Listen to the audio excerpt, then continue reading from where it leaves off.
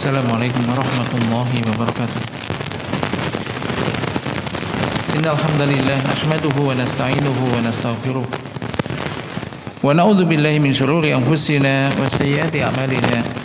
May yahdihillahu fala mudilla lahu wa may yudlil fala hadiya lahu.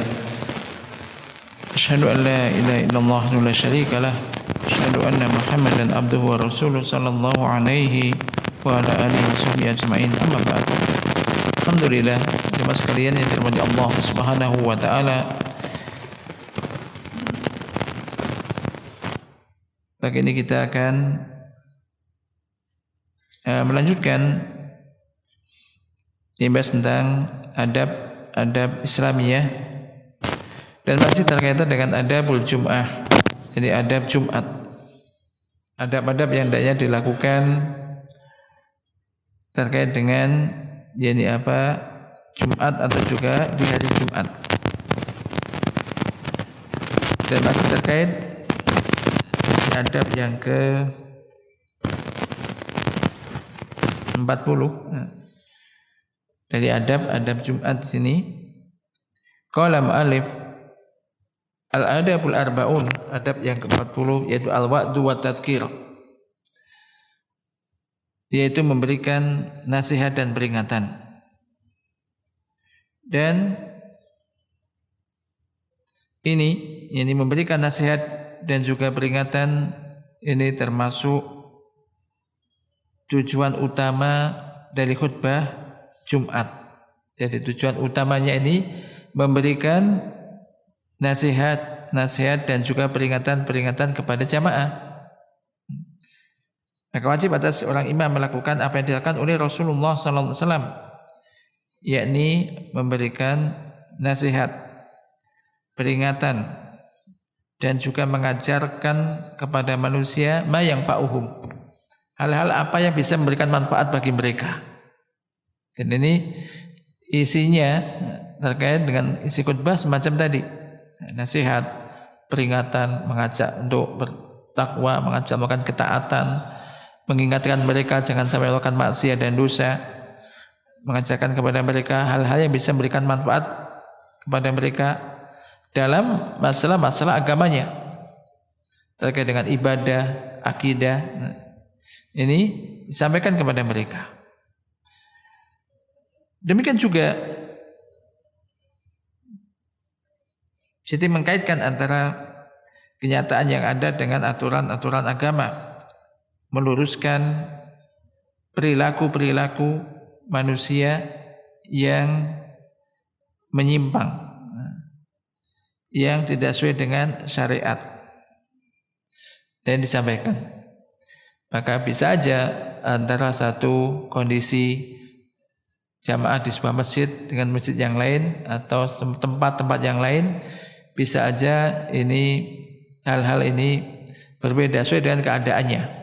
Ibarat di situ apa penyakitnya di situ, oh ternyata misalkan di suatu lingkungan penyimpangannya berupa ini, maka itu diingatkan supaya mereka bisa kembali, kepada yang diperintahkan, kembali kepada ajaran agama yang benar.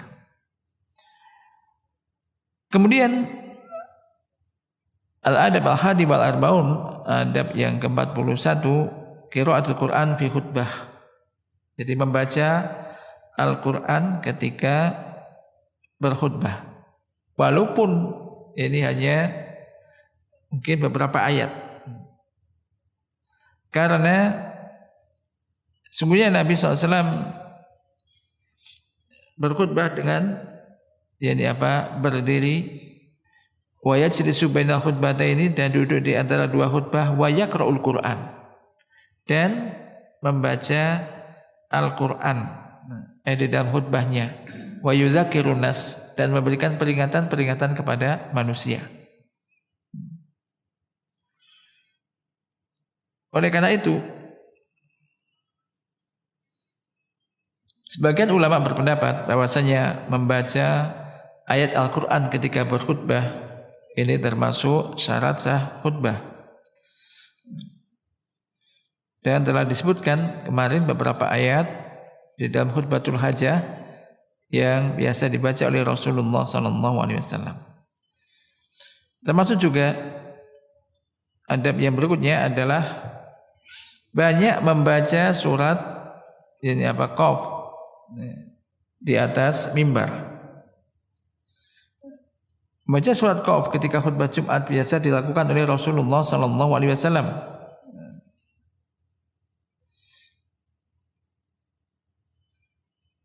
Bintu Harisah bin Nu'man berkata, tidaklah aku menghafal surat Qaf melainkan dari lisan Rasulullah SAW yang beliau baca pada setiap khutbah Jumat. Dan tentunya memang sebaik-baik peringatan di ayat-ayat Al-Quran. Beberapa ayat kemudian juga dijelaskan supaya jadi jamak dipaham. Maka ini termasuk di antara adab khutbah Jumat. Termasuk juga adab yang ke-43, menyingkat khutbah. Jadi khutbah Jumat itu enggak panjang-panjang, terlalu lama, tidak terlalu lama. Hendaknya seorang yang berkhutbah ini memendekkan khutbah sehingga para jamaah tidak merasa bosan dan tidak jemu dan juga jenuh di dalam mendengarkannya. Dan hal ini merupakan salah satu bukti kefakihan seorang khatib. Rasulullah sallallahu alaihi wasallam bersabda, "Inna tula salatir rajul wa qisara khutbatihi ma'inatun min fikhihi fa'atilu shalah wa aksirul khutbah fa inna minal bayan la sihra." Sesungguhnya panjangnya salat seseorang dan singkatnya khutbah yang ia sampaikan merupakan ciri kefakihannya atau merupakan tanda dari kefakihan orang tersebut. Fa'atilus sholah, maka panjangkanlah sholat. Panjangkanlah sholat dan persingkat khutbah. Aksir khutbah, pendekkan khutbah. Sesungguhnya di antara perkataan ada yang bisa menyihir, yaitu memikat hati yang mendengarkan. Maka orang yang khutbah singkat, padat, ini jangan dicela. Enggak bisa khutbah kok cuma singkat langsung selesai. Justru itu yang menunjukkan kefakihan seorang khatib. Ini jangan dibalik. Khutbahnya panjang, sholatnya singkat. Ini, ya, jangan dibalik. Ini hadisnya Nabi.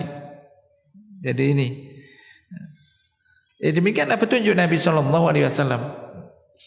Beliau tidak memperpanjang nasihat atau khutbah pada hari Jumat. Maksudnya khutbah beliau hanyalah beberapa kalimat yang singkat.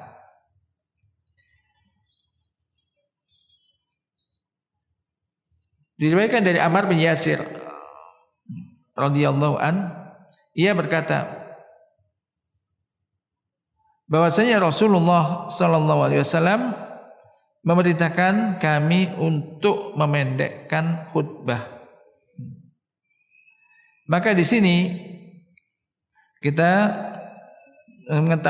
diketahui di sini kesalahan sebagian khatib yang menghabiskan waktu khutbah mungkin sampai 1 jam atau mungkin lebih untuk khutbahnya. Maka mereka berarti telah menyelisih sunnah, meskipun mereka menganggap baik apa yang mereka kerjakan. Yang sesuai dengan sunnah tadi adalah mempersingkat khutbah. Kemudian jika imam mendapati suatu perkara penting yang harus disampaikan, maka hendaklah ia menyampaikan apa yang ia inginkan itu ini setelah sholat. Jika kita memperhatikan surat-surat yang biasa dibaca oleh Nabi SAW pada sholat Jumat, bagaimana nanti akan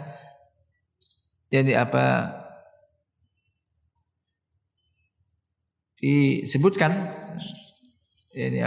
pada adab yang berikutnya nanti, adab ke-46, dan juga sabda beliau sallallahu alaihi wasallam, maka dari itu panjangkanlah salat, fa'atilus shalah wa aksiru khutbah, dan persingkatlah khutbah. Panjangkan salat maksudnya salatnya agak lama, dan persingkat khutbah. Maka dapat kita gambarkan bahwa lama khutbah Jumat tidaklah lebih dari beberapa menit saja. Wallahu taala a'lam. Jadi ini ketika kita tahu ini, maka kalau seandainya ada orang tadi sekali lagi khutbah ini enggak terlalu panjang, maka justru itu yang bagus. Adab yang ke-44 yaitu qat'ul khatib khutbatahu li amrin thari'. Boleh seorang khatib ini menghentikan khutbahnya karena suatu perkara yang penting. Misal ia mengingatkan seseorang yang masuk, harusnya ini masuk sholat, masuk masjid langsung duduk. Harusnya untuk sholat tahiyatul masjid dulu. Maka semacam ini boleh ia mengingatkan seorang yang masuk masjid atas wajibnya sholat tahiyatul masjid. Perbuatan ini sebagaimana dilakukan oleh Rasulullah SAW, ini sangat ditekankan untuk sholat tahiyatul masjid. Ketika Rasulullah SAW sedang berkhutbah, beliau menghentikan khutbahnya dan berkata kepada seorang lelaki, "Ashollaita ya fulan?" Apakah engkau sudah sholat tahiyatul masjid? Maka laki-laki itu menjawab, "Belum." Maka beliau bersabda, "Berdiri dan sholatlah." Berdiri dan sholatlah. Dan ini boleh. Jadi seandainya misalkan ada di antara khatib itu mungkin ada yang melakukan semacam itu, maka ini bukan sesuatu yang aneh. Dan ini boleh supaya diketahui, jangan kemudian dicela. Ini boleh karena Nabi SAW pernah melakukan hal semacam itu. Demikian juga ketika Ibnu Mas'ud duduk di pintu masjid, Rasulullah SAW memanggilnya sementara beliau sedang berkhutbah. Beliau bersabda, "Kemarilah wahai Abdullah bin Mas'ud." Dan masih banyak lagi perkara lainnya dari perkara-perkara penting yang terjadi ketika imam sedang berkhutbah. Kemudian adab yang berikutnya 45 tulus sholat tadi, yaitu memanjangkan sholat.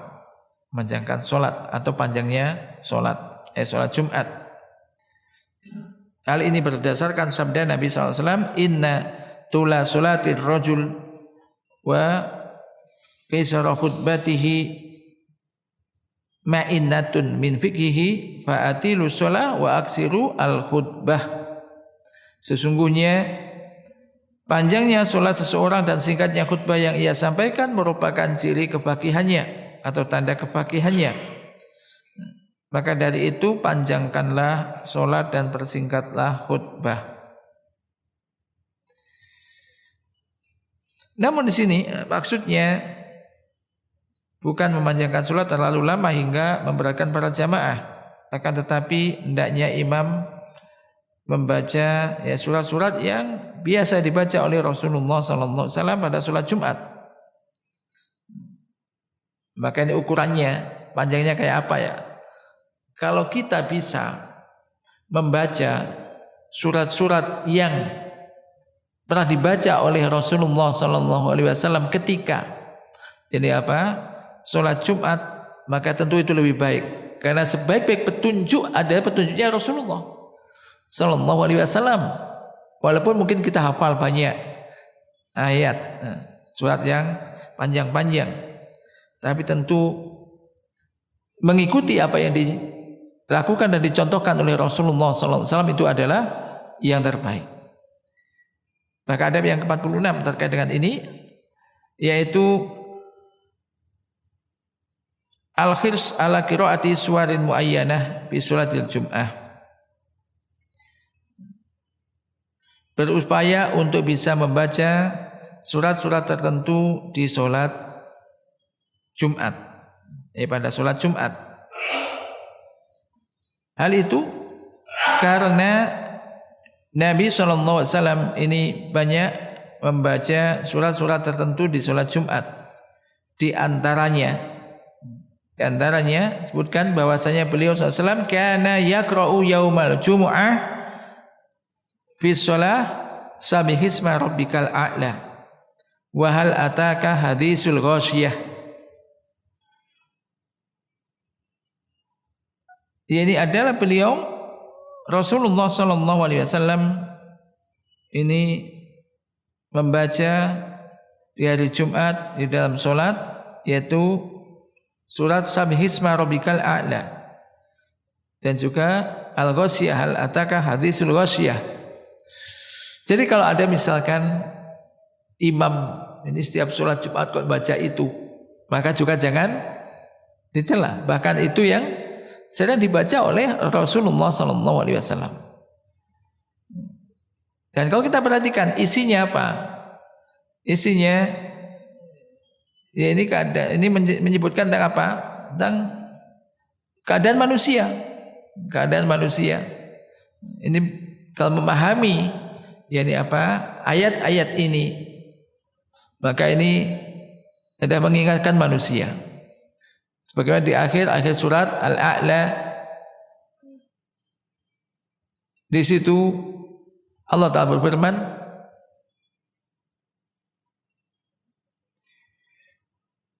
qad aflaha man tazakka wa dzakara isma rabbihis bal tu'thiruna al-hayata dunya wal akhiratu khairu wa abqa. Inna hadza la fi suhufil ula suhufi Ibrahim wa Musa.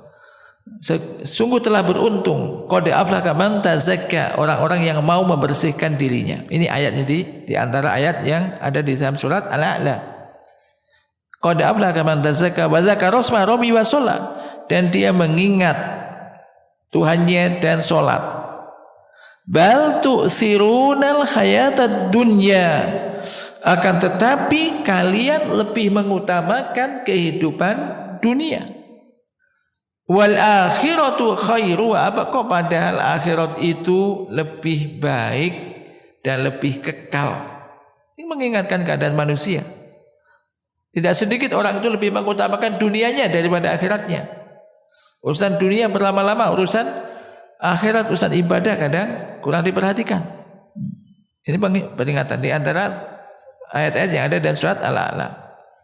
Bal tu'sirunal hayatad dunya wal akhiratu khairu wa abqa.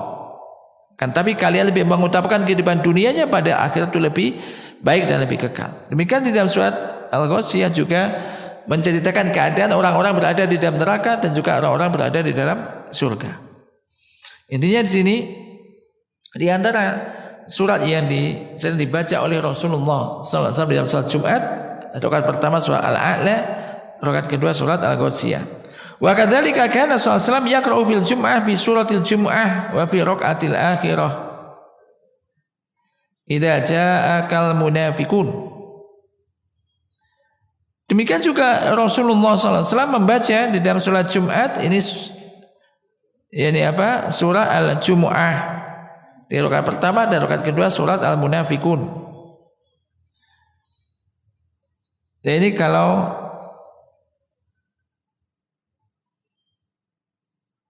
hafal, maka ini bagus membaca surat ini. Kalau bisa juga sempurna. Sebagian imam kadang memenggal, dibaca separuh, bagian-bagian akhirnya. Surat Jumat bagian akhir, surat Al-Munafiqun bagian akhir. Ya kalau bisa dibaca sejak awal, lengkap. Rakaat pertama surat Jumu'ah, rakaat kedua surat Al-Munafiqun. Namun jika ada imam yang membaca selain itu, boleh Baca selain itu boleh, tetap boleh. Sholatnya juga sah dan boleh. Tapi kalau imam ini sering membaca surat-surat yang sebagaimana dibaca oleh Rasulullah sallallahu alaihi wasallam, maka tentu ini lebih baik. Wallahu taala a'lam bishawab. Naam.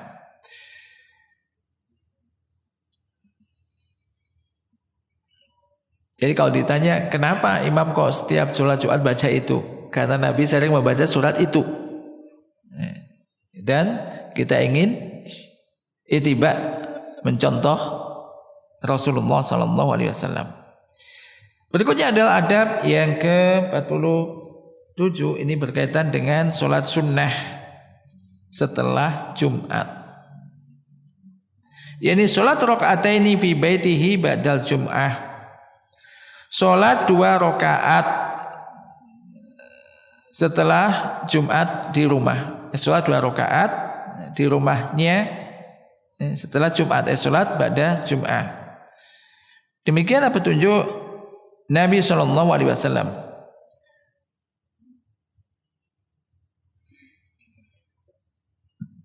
Fa innahu sallallahu kana la yusalli rak'ataini ba'dal Jum'ah wa rak'ataini ba'dal maghrib ila fi ahlihi.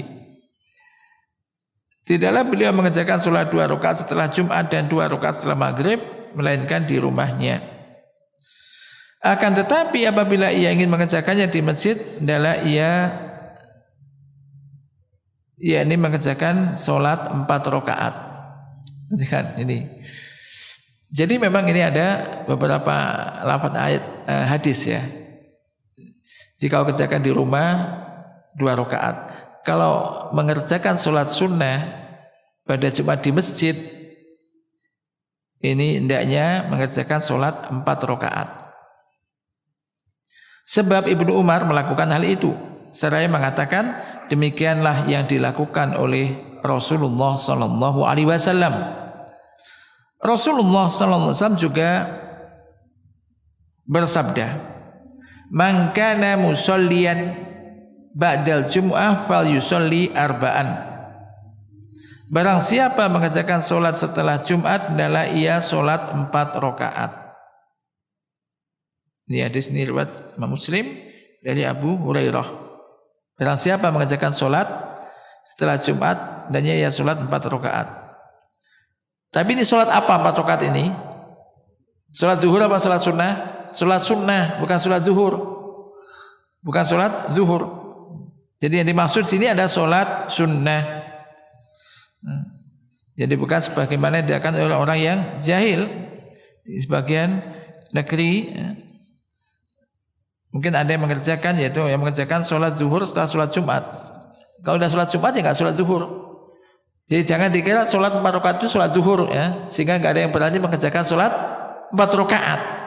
Enggak, itu solat sunnah. Solat sunnah, bukan solat zuhur. Jadi ini pernah ada dia bertanya, jadi Ustaz, apakah solat sunnah 4 rakaat setelah Jumat itu ada sunnahnya di masjid? Mungkin beliau orang ini biasa mengerjakan solat itu. Saya jawab ada hadisnya. Maksud hadisnya tadi. Bagaimana musollian badal jumu'ah fal yusolli arba'an. Barang siapa yang ingin mengerjakan solat sunnah setelah Jumat, maka hendaklah dia solat jadi 4 rakaat. Dalam ini memang masalah yang luas. Jadi misalkan orang buat solat Jumat pada Jumat 2 rakaat di masjid, bagaimana? Ya kalau bisa solat 4 rakaat. Tentunya semakin jumlah rakaat semakin banyak, ya tentu nilai pahalanya semakin banyak insyaallah taala. Tapi inilah yang dilakukan dan juga disabdakan oleh Rasulullah sallallahu alaihi wasallam. Jadi kalau salat di rumah pada Jumat itu 2 rakaat, kalau di masjid ini hanya dilakukan 4 rakaat. Tapi ini bukan salat zuhur, namun salat sunnah. Kemudian yang berikutnya, yaitu berpindah tempat ketika hendak mengerjakan sholat sunnah dari tempat ia mengerjakan sholat fardu. Ini kan kadang maka habis sholat wajib mau mengerjakan sholat sunnah geser sedikit atau mungkin mundur atau maju. Hal ini karena Ibnu Umar radhiyallahu anhuma ia mengerjakan sholat setelah sholat Jumat dan bergeser dari tempat ia mengerjakan sholat Jumat. Geser sedikit dan tidak banyak. Lalu mengerjakan sholat 2 rakaat. Jemaah sekalian yang dimuliakan Allah Subhanahu wa taala, sahabat Ibnu Umar radhiyallahu anhu ini dikenal sangat besar semangatnya untuk mengikuti sunnah Rasulullah SAW. Apa yang pernah dilakukan oleh Nabi dicontoh. Apa pernah dikerjakan dikerjakan juga. Nah, semacam itu. Dikenal sangat besar dalam mencontoh dan mengikuti sunnah Rasulullah sallallahu alaihi wasallam.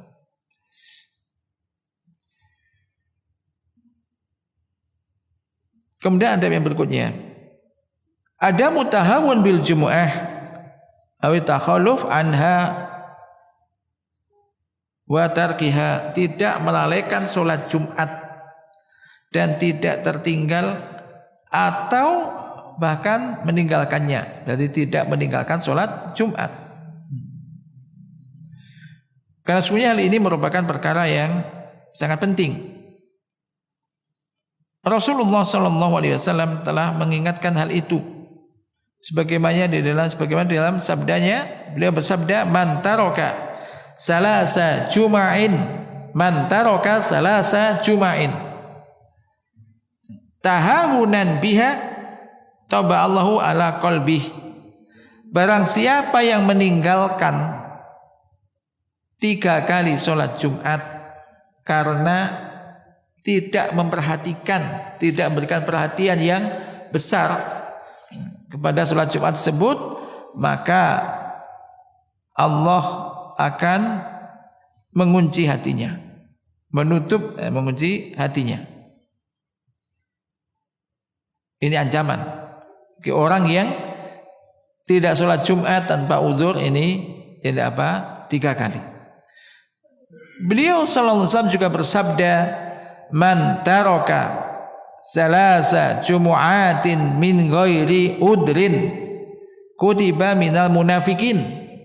Barang siapa yang meninggalkan sholat Jumat 3 kali tanpa udzur, meninggalkan sholat Jumat 3 kali tanpa udzur, maka kutiba minal munafikin, dia dicatat termasuk orang-orang munafik. Catat termasuk orang-orang munafik. Ini ancaman. Jangan sampai menganggap ini enteng atau remeh dengan sholat Jumat ini. Yang ke-50, iltimasu sa'atil ijabah ala fi yaumil jum'ah, berupaya untuk mencari saat-saat diijabahnya doa di hari Jumat. Para ulama berbeda pendapat dalam menentukan waktu ijabah mustajabah, waktu yaitu diterimanya doa pada hari Jumat. Pendapat yang paling rajih, yang kuat adalah yaitu akhir saatin minal ba'dal asar, yakni akhir waktu setelah asar. Hari Jumat setelah asar ini insyaallah ini hari-hari yang mustajab. Makanya perbanyak doa di situ. Ini dimanfaatkan hari Jumat pada asar sampai terbenam matahari. Maka ini waktu-waktu yang bagus untuk berdoa. Ini jangan sampai terlalaikan hanya sekedar untuk jalan-jalan atau yang lainnya, untuk aktivitas yang kosong dari doa. Ini Rasulullah sallallahu alaihi wasallam bersabda, "Iltamisu as-sa'ata allati turja fi yaumil jum'ah ba'dal asr ila ghaibubatis syamsi." Carilah saat-saat yang diharapkan doa akan terkabul. Ini akan dikabulkan. Perbanyak doa di situ pada hari Jumat, yaitu setelah asar hingga terbenam matahari. Ini berbanyak doa yang mendoakan, minta doa kebaikan untuk dirinya. Demikian juga untuk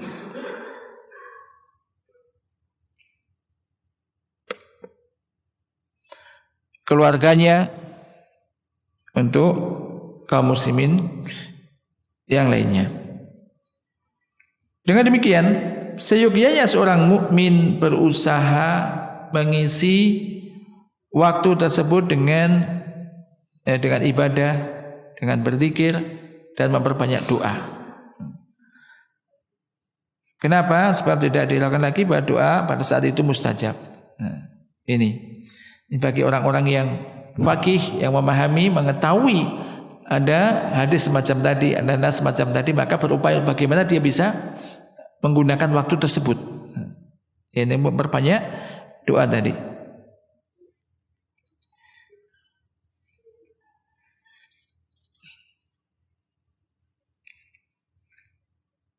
Maka dikatakan seseorang seperti mengerjakan sholat ketika ia menunggu datangnya waktu sholat. Wallahu ta'ala a'lam.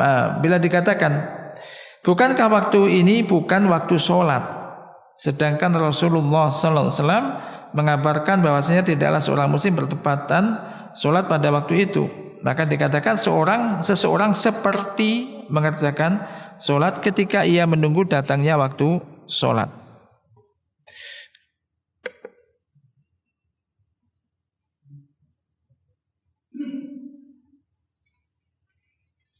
Dan ini terkait dengan adab-adab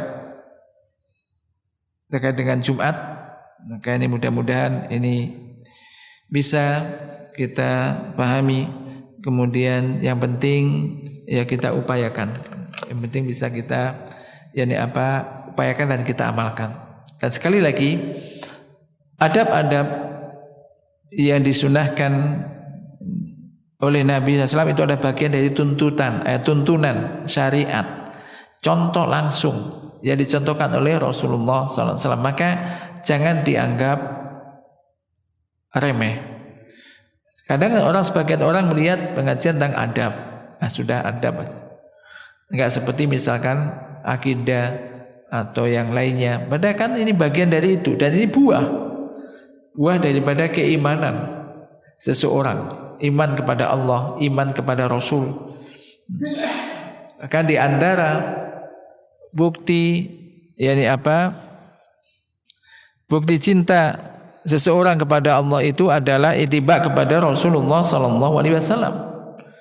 Dan ittiba kepada Rasul, mengikuti Rasulullah SAW dimulai dari amalan-amalan yang biasa kita lakukan. Maka mulai adab, mulai bangun tidur sampai tidur kembali, adab-adabnya apa saja, semuanya ada, ya kan? Dia mulai dari adab bangun tidur ada doa, kemudian masuk kamar kecil, kemudian juga keluar kamar mandi, kemudian wudu, sholat dan seterusnya. Ada berbagai ini adab-adab semua, ada adab-adabnya. Dan kalau seseorang ini memperhatikan itu dan mengamalkan mulai dari bangun tidur sampai tidur kembali, maka tentunya ini menjadikan seorang yang pertama hatinya ini kalau berisi dengan doa dan zikir-zikir, ini selalu terhubung dengan Allah Subhanahu wa taala. Yang kedua, diniati ada ittiba kepada Rasul, mengikuti Rasul. Dan ini bukti cinta seseorang kepada Rasulullah sallallahu alaihi wasallam. Maka mari kita upayakan untuk mengamalkan apa yang telah kita ketahui dari sunnah-sunnah Nabi, dari tuntunan-tuntunan syariat-syariat Rasulullah sallallahu alaihi wasallam. Kalau kita mengetahui dari hadis-hadis Nabi pernah melakukan ini, kita lakukan. Sebagaimana sabda Nabi SAW, ma amartukum bi fa'tu minhu mastata'tum, apapun yang aku perintahkan lakukan sejauh kemampuan kalian. Wa ma nahitukum anhu fantahu atau fastanibuhu, dan apapun yang aku larang maka jauhilah, maka tinggalkanlah. Dan sebesar mana usaha seseorang di dalam ittiba, di dalam mengikuti dan mengamalkan syariat dan sunnah Rasulullah SAW, maka sebesar itu pula yakni kecintaan ia kepada Rasulullah Sallallahu Alaihi Wasallam.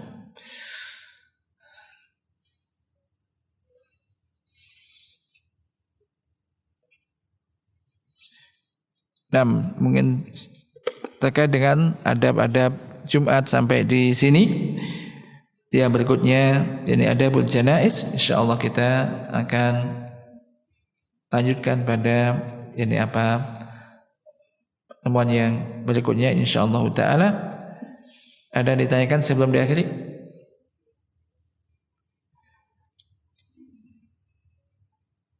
Tapi kalau enggak ada, naktafi bihada. Subhanakallahumma wa bihamdika asyhadu an la ilaha illa anta astaghfiruka wa atubu ilaik. Assalamualaikum warahmatullahi wabarakatuh.